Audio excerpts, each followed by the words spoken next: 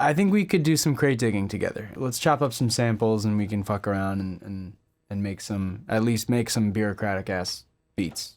Honestly, guys, like when I flip samples, it's like the simplest shit. I really don't do much to it. I'm not even trying to do that anything too crazy. I find that it just gets in the way.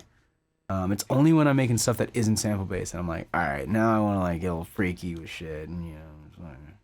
These are some samples that I've already. I think I've already downloaded these.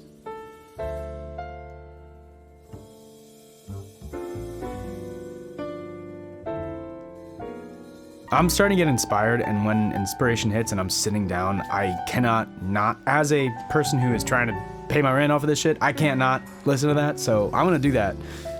I think I'm gonna sample this. Honestly though, this is pretty fire. Guido Manusardi.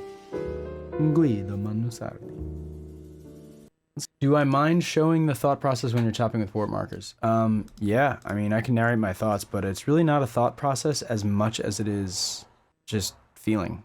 I'm just like, if there's a moment where I go like, or like, oh, that's cool, or like, okay, you know, that's kind of what I'm looking for.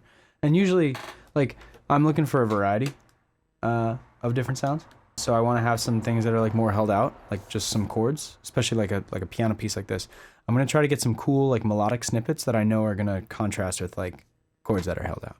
So if all the chops are like really short, for example, it might not be the easiest to like put together a compelling section. And again, this is just for me. I have a very specific way that I do this for whatever reason. Here's the first thing.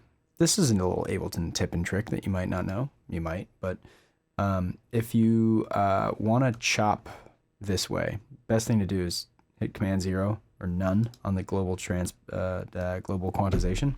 And what that does is it allows you to press play on any like moment. All right, I'm chopping now. Fuck it.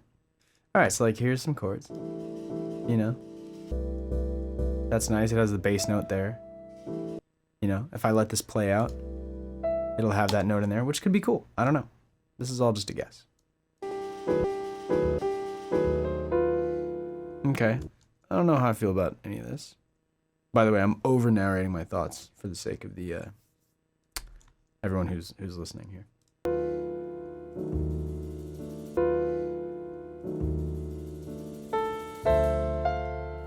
Okay.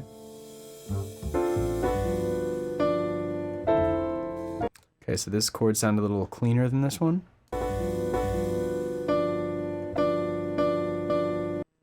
Chances are I'll probably be able to use that chop a little bit more reliably. Okay, that's a great chord, super clean. And it's a dominant, so I know I'm gonna use that at some point. That could be interesting. We'll see. Super clean chord.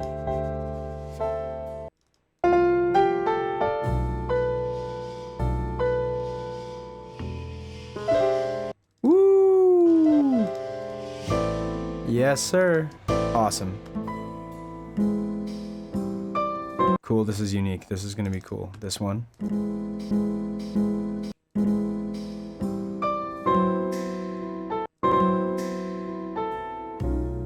Ooh, definitely gonna use that. Come on.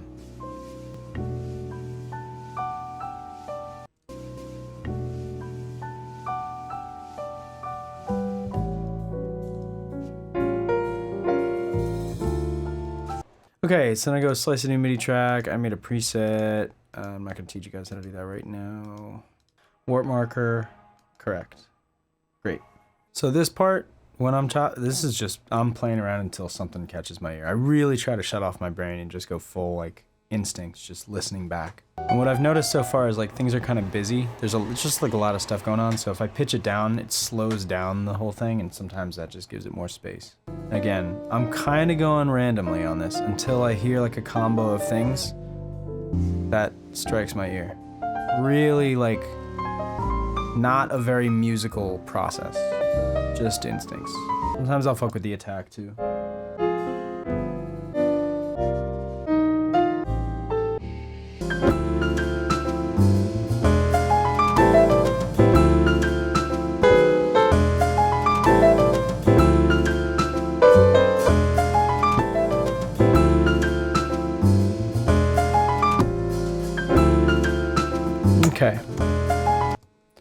there's an idea.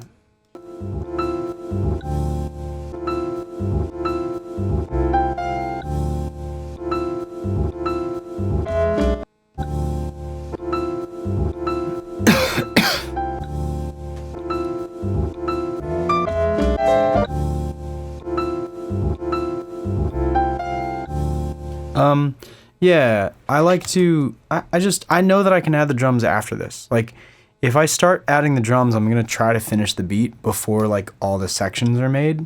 To me, there's nothing prudent about starting to mess with the drums before I know I'm, like, done chopping. Like, it's just sort of like I gotta get this part finished. Like, exhaust the potential of these chops. And then I can move into a different mindset, which is adding drums.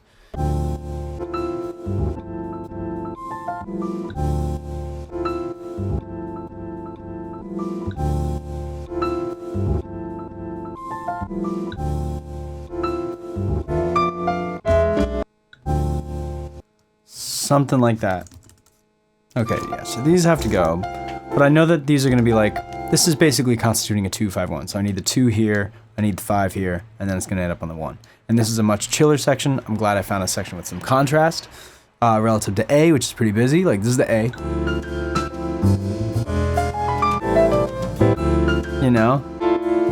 Pretty good chops, you know? Pretty...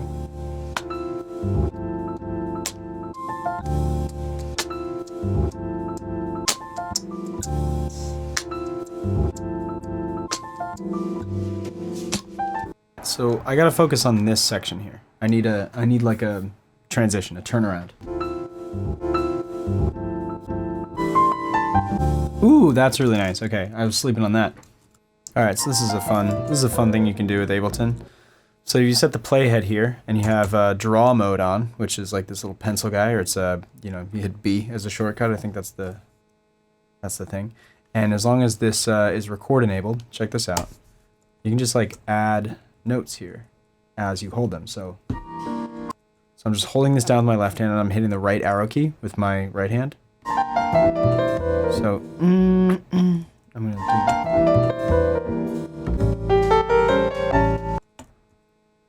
and then there you go.